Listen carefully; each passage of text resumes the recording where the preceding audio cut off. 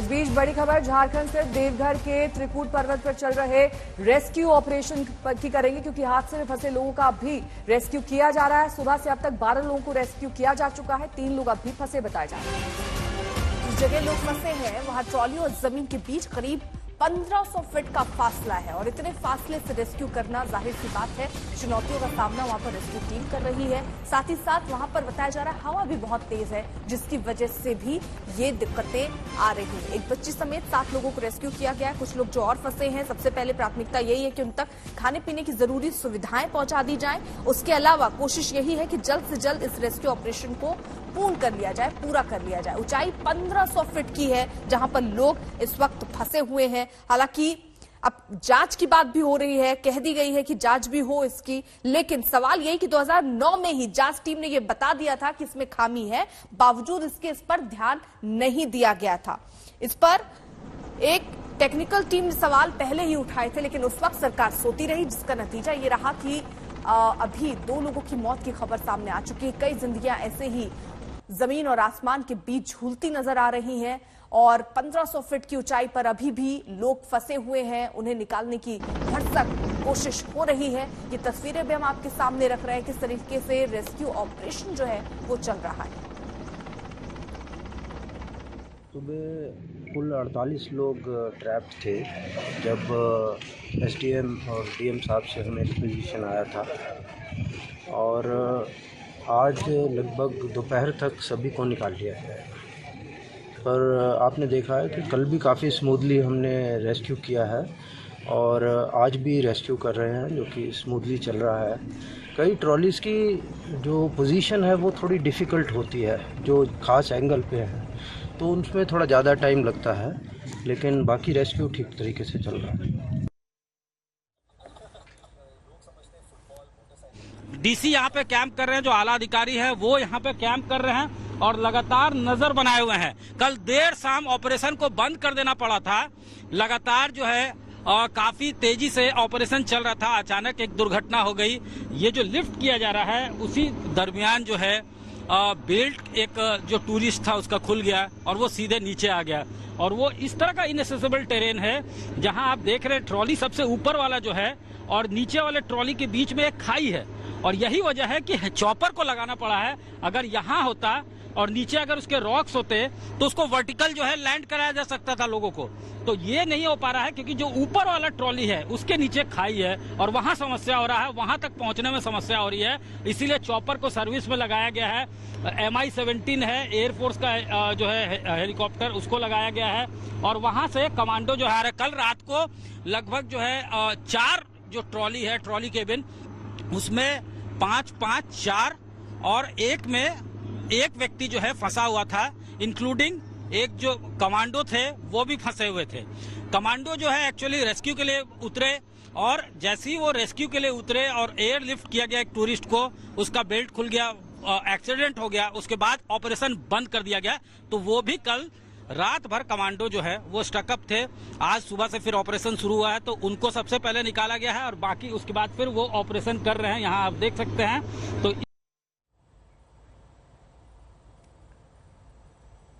हमारे सहयोगी सत्यजीत इस वक्त लाइव लोकेशन से जुड़ गए हैं। सत्यजीत, आप सुबह से ही हमें अपडेट दे रहे हैं, लेकिन इस वक्त क्या ताजा स्थिति है और कितना वक्त बाकी है जब ये रेस्क्यू ऑपरेशन पूरी तरीके से कंप्लीट हो जाएगा? देखिए, अब लगभग जो है रेस्क्यू ऑपरेशन कंप्लीट होने पे है। 4 लोग फंसे हुए हैं। जो डीसी ने बताया है, मंजूनाथ भजंत्री ने, कि 4 लोग अभी फंसे हुए हैं और वहां पे जहां रेस्क्यू ऑपरेशन चल रहा है वहां पे एयर टर्बुलेंस था, जिसके वजह से जब डिस्पैचर यानी जो कमांडो नीचे रोप्स के सहारे जाते हैं वो जब जा रहे थे तो इतना स्विंग था और हवा इतनी तेज थी कि वो वहां तक पहुंच नहीं पा रहे थे। 3 अटेम्प्ट जो है फेल हो चुका था। दूसरा ये लगभग जो है चौथा अटेम्प्ट है। इसमें एक अब ये अच्छी बात हुई है कि डिस्पैचर यानी जो कमांडो था वो अंदर केबिन क्रू जो केबिन है, केबिन ट्रॉली जो है उसमें वो पहुंच चुका है और अब जाहिर तौर पे जो 4 लोग बचे हुए हैं उनको भी रेस्क्यू कर लिया जाएगा। वहां पहुंचने में मुश्किलें हो रही थी। अब जो है चूंकि कमांडो अंदर पहुंच चुके हैं तो अब वहां पे सेफ्टी बेल्ट बांधकर एहतियात के साथ अब उनको एयरलिफ्ट कर लिया जाएगा और अब जो है ये लास्ट लॉट जो है वो रेस्क्यू का चल रहा है। उसके बाद रेस्क्यू ऑपरेशन खत्म हो जाएगा। सुबह से ही रेस्क्यू ऑपरेशन शुरू हुआ था, काफी तेज चल रहा था रेस्क्यू ऑपरेशन, लेकिन जो दो ट्रॉली थे जिसमें दो लोग फंसे हुए थे, वहां तक पहुंचने में परेशानी हो रही थी। कई अटेम्प्ट जो है चॉपर ने लिए, वहां जो है कई बार कमांडो जो है वो रोप के सहारे उतरने का भी कोशिश उन्होंने किया ट्रॉली केबिन में, लेकिन वो नहीं पहुंच पा रहे थे। लेकिन इस बार जो है उनको सफलता मिल गई है और अब जो है रेस्क्यू करने की तैयारी की जा रही है। देखिए स्टैटिक है चॉपर जो है हमारे पीछे पहाड़ के ठीक आप देख सक रहे हैं कि नीचे जो है हमारे स्क्रीन पे चॉपर जो है वहां पे स्टैटिक है और अब एयर लिफ्ट किया जाएगा। जो 4 टूरिस्ट रह गए हैं उनको जो है एयर लिफ्ट किया जाएगा। अब उसके बाद जो है रेस्क्यू ऑपरेशन खत्म हो जाएगा। बाकी लोगों को सफलतापूर्वक यानी सेफली जो है इवैक्यूएट कर दिया गया है।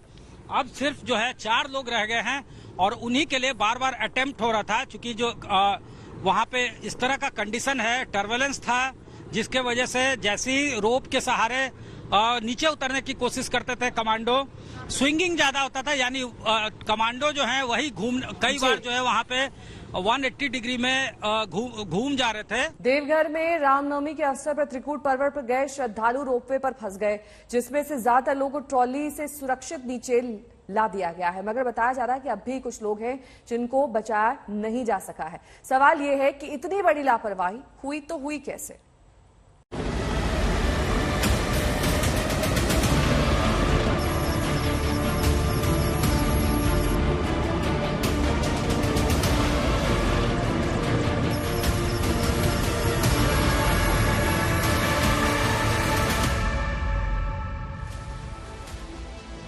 सुरक्षित जगह से गर्दन उठाकर टंगी हुई जिंदगियों को देखना आसान तो है, मगर टंगे हुए लोगों के एहसास को समझना कराह पैदा करने वाला है। धर्म की ध्वजा लिए राम का जयकारा गाते रोपवे से निकले थे, किसे मालूम था कि लापरवाही इन्हें लटका देगी ऐसे। अब जब नीति नियंताओं को मालूम चला कि 48 जिंदगियों पर भारी मुश्किल आ गई है, तो हलचल तेज हुई। मुख्यमंत्री हेमंत सोरेन ने रेस्क्यू ऑपरेशन में जुटे अधिकारियों से हालात का जायजा लिया। निर्देश दिए गए कि कार्रवाई में तेजी लाई जाए, सबकी जान बचाना है, किसी के साथ हादसा न होने पाए। देखिए, उस पर कल से ही मेरी नजर है और एनडीआरएफ से भी मदद ली गई है, एयरफोर्स से भी मदद ली गई है। कुल मिलाकर के सभी तरीके से प्रयास हो रहा है और कि रात थी, रात के समय बहुत सारी चीजें नहीं हो पाई, लेकिन सभी तैयारी के साथ लोग अर्ली मॉर्निंग से वहां पहुंच चुके हैं और चीजों पर हम लोगों की नजर है। राज्य के पर्यटन मंत्री हफीजुल हसन भी मौके पर पहुंचे। उन्होंने रेस्क्यू ऑपरेशन का मुआयना किया और भरोसा दिया कि इस हादसे का जिम्मेदार जो भी होगा उस पर कार्रवाई होगी। अभी 30 लगभग को रेस्क्यू कर चुके हैं, 18 बाकी है। अब देखिए उसमें कितना देर लगता है। मेंटेनेंस में कमी कहीं न कहीं है, लापरवाही है, उसके चलते हुआ है। इसमें जांच बिठाएंगे इसमें और जो भी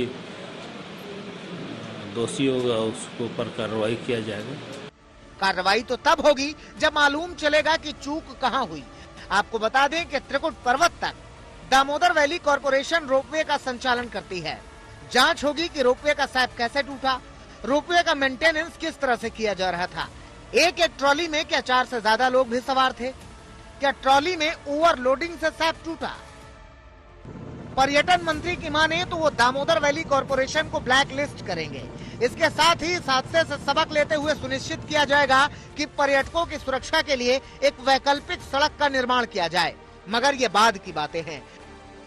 आज के सवाल तो ये हैं कि रामनवमी पर जुटी भीड़ को लेकर इंतजाम क्या थे। क्या मेले से पहले ट्रॉलियों की सुरक्षा जांच हुई थी? क्या ट्रॉलियों में ज्यादा लोग होने की वजह से हादसा हुआ? क्या मेले में मेडिकल सुविधाओं की व्यवस्था नहीं थी? हादसे के बाद राहत बचाव में इतनी देर क्यों हुई? जांच तो होनी ही चाहिए ताकि भविष्य में श्रद्धालुओं की जान से खिलवाड़ न हो। वैसे आपको बता दें कि त्रिकुट पहाड़ पर त्रिकुटाचल महादेव मंदिर और ऋषि दयानंद का आश्रम है। यहाँ हर साल हजारों लोग उत्सव मनाने और मंदिर में दर्शन करने जाते हैं। इसके लिए यहाँ एक रोपवे बनाया गया है। ये झारखंड का एकमात्र और बिहार झारखंड का सबसे ऊंचा रोपवे है। इस पर पहुंचने के लिए एक एक ट्रॉली में 4-4 लोगों को बिठाकर ऊपर भेजा जाता है, लेकिन इस बार रामनवमी के उत्सव में इस हादसे ने व्यवधान डाल दिया। उम्मीद कीजिए कि भविष्य में इस हादसे से सबक लिया जाएगा और जिंदगियां खतरे में नहीं पड़ेंगी। दिल्ली से जितेंद्र के साथ सत्यजीत, देवघर, आज तक। जेएनयू में बीजेपी के छात्र संगठन, एबीवीपी और लेफ्ट के छात्र संगठन के लोग आपस में रामनवमी के दिन लड़ गए। एक ने आरोप लगाया कि नॉनवेज खाने से रोकने का और पीटने का, दूसरे ने आरोप लगाया रामनवमी की पूजा करने से रोकने का और पीटने का। अब लेफ्ट संगठन के छात्रों की तरफ से एक वीडियो जारी किया गया है, देखिए।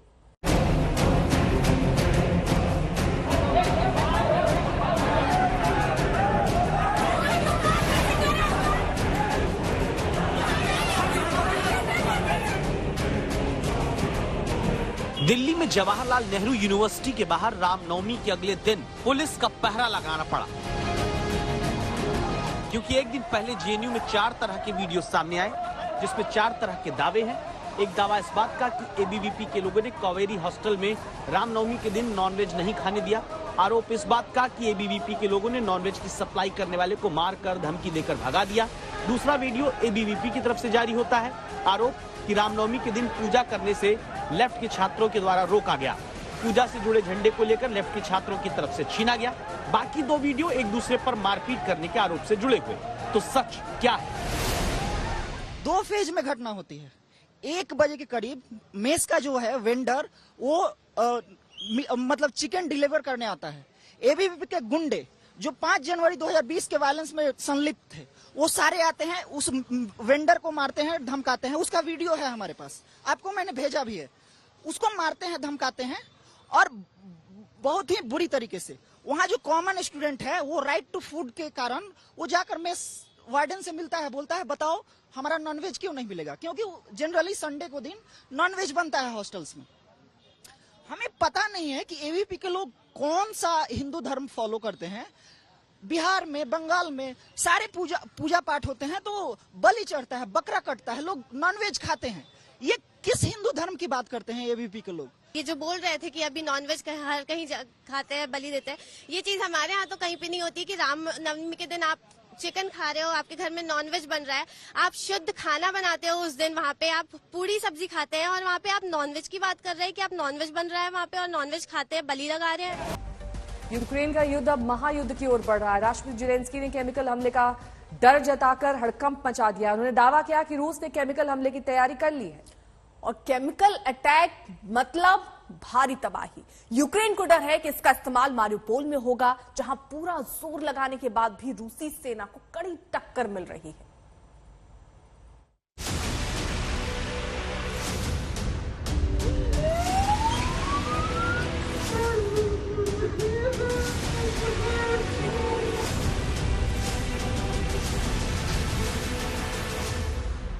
तबाही कहर बरपाएगी। हर तरफ मौत का मंजर होगा। लोग तड़प तड़प कर मर जाएंगे। यूक्रेन में जंग के 50 दिन होने को हैं। लड़ाई और खौफनाक होने जा रही है। खतरा केमिकल युद्ध का है।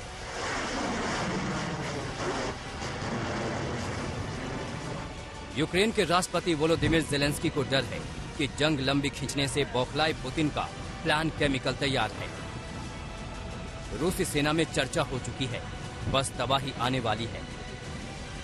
Сьогодні ж з боку окупантів пролунала нова заява, яка свідчить про підготовку ними нового етапу терору проти України та наших захисників. यूक्रेन का दावा है कि रूसी सेना सबसे पहले मारियोपोल पर केमिकल हथियार से हमला करेगी। इसकी वजह भी है। पोर्ट सिटी मारियोपोल यूक्रेन का दक्षिणी दरवाजा है। इसे पार कर ही यूक्रेन में घुसा जा सकता है। रूसी सेना इस इलाके पर आसमान, जमीन और समुद्र से हमला कर रही है। यहाँ जबरदस्त जंग छिड़ी है। रूस बार बार मारियोपोल पर कब्जे का दावा कर रहा है। यूक्रेन को सरेंडर करने की धमकी भी देता रहा है, लेकिन यूक्रेनी सेना इस मोर्चे पर डटी है। दोनों ओर से गोले बरस रहे हैं, बम बारूद के धमाके हो रहे हैं। इमारतें तबाह हो गई, घर खंडहर बन गए। हर तरफ मौत मंडरा रही है। मारियोपोल के मेयर वादिम बोयचेंको के मुताबिक रूसी हमले में अब तक 10,000 से ज्यादा बच्चों की मौत हो चुकी है। Один з рупорів окупантів заявив про те, що вони можуть застосувати хімічну зброю проти захисників Маріуполя. Розглядаємо це максимально серйозно.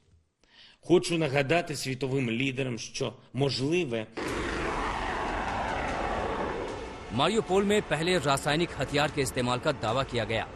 30 दिन पहले ही यूक्रेन की अजोव रेजिमेंट ने दावा किया था कि रूसी सेना ने मारियोपोल में यूक्रेनी सैनिकों के खिलाफ जहरीले पदार्थ का इस्तेमाल किया था, जिससे उन्हें सांस की तकलीफ होने लगी थी। व्लादिमीर ज़ेलेंस्की ने इस बात का डर जताया है कि रूस की सेना आने वाले दिनों में रासायनिक हथियारों का इस्तेमाल कर सकती है। केमिकल वेपन्स के इस्तेमाल के बारे में उन्होंने दुनिया को चेतावनी दी है कि अगर रूस को बिल्कुल अभी नहीं रोका गया तो मारियोपोल जैसे इलाकों में अंदेशा इस बात का जताया जा रहा है, जहां पर अजोव बटालियन जिन स्थानों पर है उनको उन स्थानों से हटाने के लिए रासायनिक हथियारों का इस्तेमाल भी हो सकता है। केमिकल हथियार भारी तबाही वाले हथियार हैं। दोनों विश्व युद्ध में इसका इस्तेमाल हुआ। अब पुतिन यूक्रेन में महाविनाश लाने जा रहे हैं। अगर केमिकल हथियारों की बात करें तो ये ऐसे केमिकल्स के बने होते हैं जो बहुत बीमार भी कर सकते हैं और पल भर में हजारों लाखों लोगों की जान भी ले सकते हैं। नर्व एजेंट की छोटी डोज बड़ी तबाही ला सकती है। इसमें VX, सरीन और ताबून केमिकल्स होते हैं। इसी तरह चेकिंग एजेंट दम घोंटने वाला होता है। पहले विश्व युद्ध में इसके इस्तेमाल से लाखों लोग मारे गए।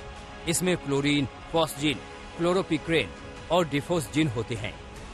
ब्लड एजेंट ब्लड सेल पर अटैक करते हैं। इसमें भी दम घुटने से मौत होती है। इसमें हाइड्रोजन, साइनाइड और आर्सिन होते हैं। ब्लिस्टरिंग एजेंट से शरीर में फफोले हो जाते हैं, रोशनी जा सकती है, मौत भी हो सकती है। इसमें सल्फर मस्टर्ड, नाइट्रोजन मस्टर्ड और लेविसाइट होते हैं। रॉयर कंट्रोल एजेंट हल्के हथियार हैं।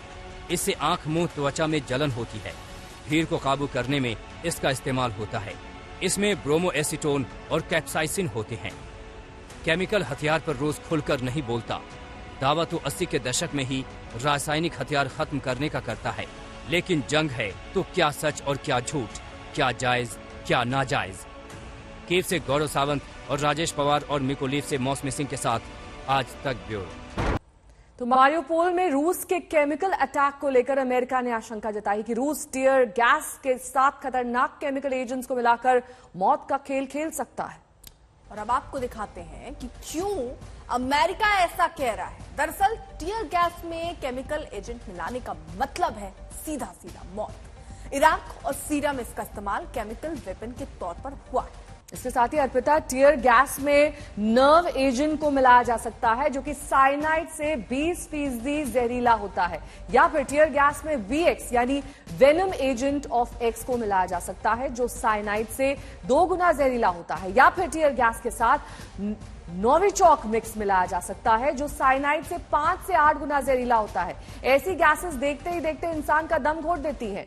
तो हम आपको दिखा रहे हैं कि कैसे ये केमिकल अटैक को अंजाम दिया जा सकता है, जिसके चलते ये युद्ध और ज्यादा खतरनाक हो जाएगा। बिल्कुल नेहा, देखिए साइनाइड से 20% ये जहरीला होता है जो टीयर गैस और नर्व एजेंट, अगर इनको दोनों को मिला दिया जाए तो ये स्थिति बन सकती है कि साइनाइड से 20% जहरीला हो सकता है। तो कुल मिलाकर जो स्थितियां बनती हुई नजर आ रही हैं, क्योंकि एक लंबा नेहा देखिए युद्ध छिड़ा है और उसके बाद बार बार चाहे अमेरिका की तरफ से कहा जा रहा हो या और अन्य देश हो, पश्चिमी देश, वो सीधे तौर पर पुतिन पर यह आरोप लगा रहे हैं कि इसका इस्तेमाल कर सकते हैं। तो यूक्रेन में हर तरफ तबाही और बर्बादी का मंजर है। ब्लैक सी से सटा दूसरा बड़ा शहर माइकोलीव भी मारियोपोल की तरह खंडहर बन चुका है। माइकोलीव शिप निर्माण के बड़ा सेंटर हुआ करता था, लेकिन अब ये मलबों का ढेर बन चुका है।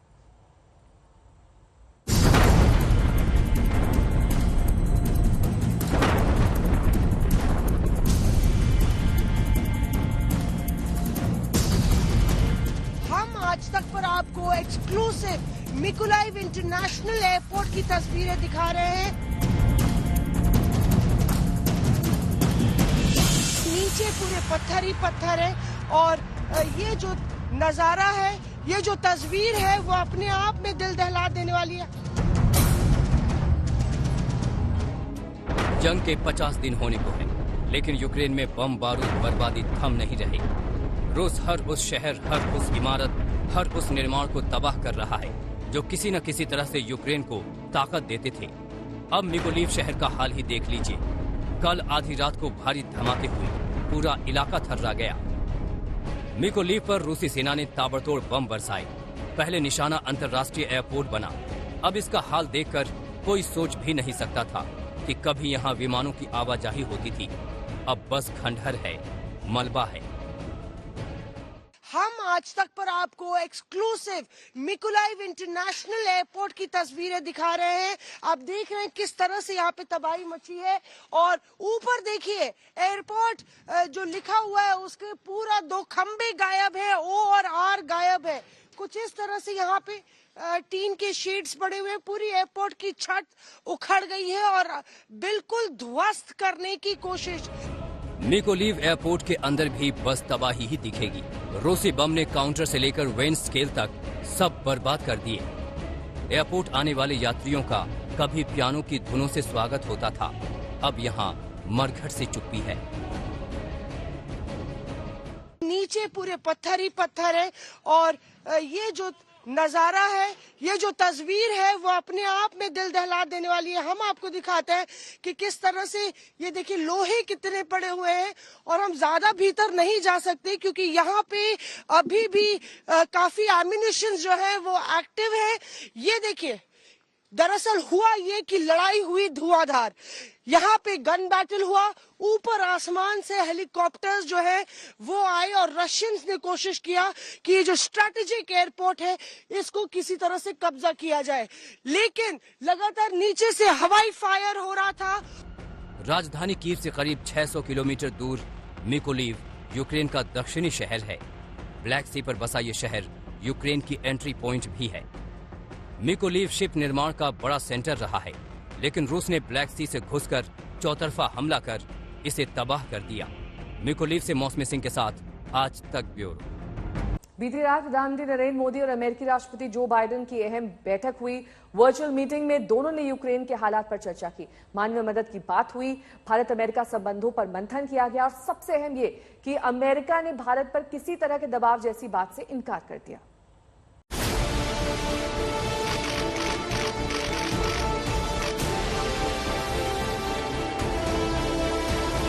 उम्मीद थी कि अमेरिका के साथ बात होगी, कुछ कड़वाहट हुई तो वो दूर होगी और रिश्ते मजबूत होंगे। जब प्रधानमंत्री मोदी और बाइडेन की मुलाकात हुई तो उन उम्मीदों को पंख लग गए। The U.S.-India relationship continues to grow deeper and stronger. हम नेचुरल पार्टनर्स हैं।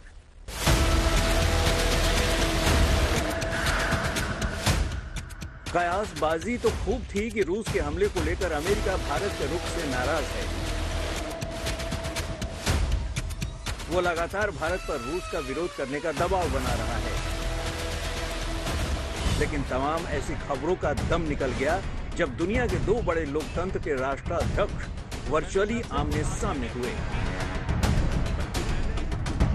बाइडेन से मुलाकात में पीएम मोदी से हर उन मुद्दों का जिक्र किया जिसे लेकर कड़वाहट की बात कही जा रही थी। प्रधानमंत्री ने रूस के हमलों पर बात की, बूचा में निर्दोष नागरिकों की हत्या पर चिंता जताई, यूक्रेन को मानवीय मदद पर जोर दिया और रूस यूक्रेन के बीच अमन शांति के लिए भारत की कोशिशों का भी हवाला दिया। मैंने यूक्रेन और रूस दोनों के राष्ट्रपतियों से कई बार फोन पर बातचीत की। मैंने न सिर्फ शांति की अपील की, बल्कि मैंने राष्ट्रपति पुतिन को यूक्रेन के राष्ट्रपति के साथ सीधी बातचीत का सुझाव भी रखा। हाल में बूचा शहर में निर्दोष नागरिकों की हत्याओं की खबर बहुत ही चिंताजनक थी। हमने इसकी तुरंत निंदा की और एक निष्पक्ष जांच की मांग भी की है। हम आशा करते हैं कि रूस और यूक्रेन के बीच चल रही बातचीत से शांति का मार्ग निकलेगा।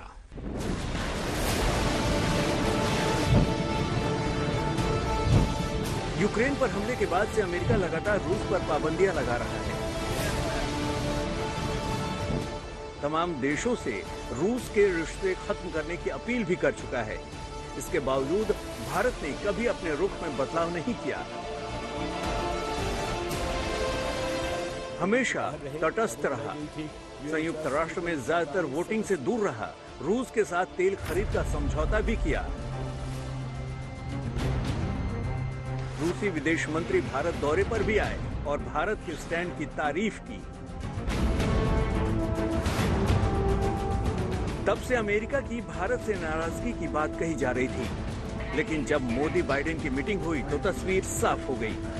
अमेरिका ने माना कि भारत रूस पर अपने फैसले खुद करेगा, किसी तरह का दबाव नहीं है। I want to welcome India's humanitarian support for the people of Ukraine who are suffering a horrific assault. The United States and India are going to continue our close consultation on how to manage the destabilizing effects of this Russian war. And I'm looking forward to our discussions today, Mr. Prime Minister. Our continued consultation and dialogue are key to ensuring the U.S.-Indian relationship continues to grow deeper and stronger.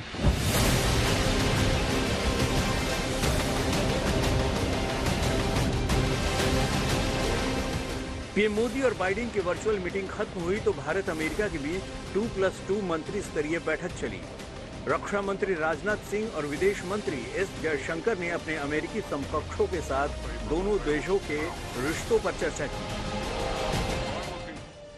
ये बैठक कई मायनों में बेहद अहम रही, क्योंकि इस दौरान दोनों देशों ने भारत अमेरिका में रक्षा समझौता, आपसी कारोबार, यूक्रेन संकट, चीन की चाल, हिंद प्रशांत क्षेत्र में आपसी सहयोग और अन्य वैश्विक मुद्दों पर भी मंथन किया। हमारी पार्टनरशिप इंडो पैसिफिक और इंडिया ओशन रीजन में शांति, स्थिरता और प्रॉस्पेरिटी के लिए काफी महत्वपूर्ण है। मीटिंग के दौरान हमने हमारे पड़ोस और इंडिया ओशन रीजन के हमारे असेसमेंट्स को भी शेयर किया। इस बातचीत के दौरान आतंकवाद को भारत के खिलाफ बतौर इंस्ट्रूमेंट ऑफ स्टेट क्राफ्ट उपयोग करने की भी चर्चा कई बार हुई है। मोदी बाइडेन की मुलाकात और अमेरिकी नजरिए में बदलाव भारत के लिए बड़ी कामयाबी है। आज तक ब्यूरो। रूस पर प्रतिबंध है तो अमेरिका ये चाहता है कि भारत उससे किसी तरह के रिश्ते ना रखे, लेकिन भारत ऐसा नहीं कर रहा है। अमेरिका ने गुस्सा भी दिखाया, लेकिन फिर भी भारत नहीं झुका। तो इस समय अमेरिका भी भारत को विश्वसनीय सहयोगी बताने में लगा हुआ है। ये बदलाव क्यों हो रहा है, इसे समझने के लिए रिपोर्ट देखिए।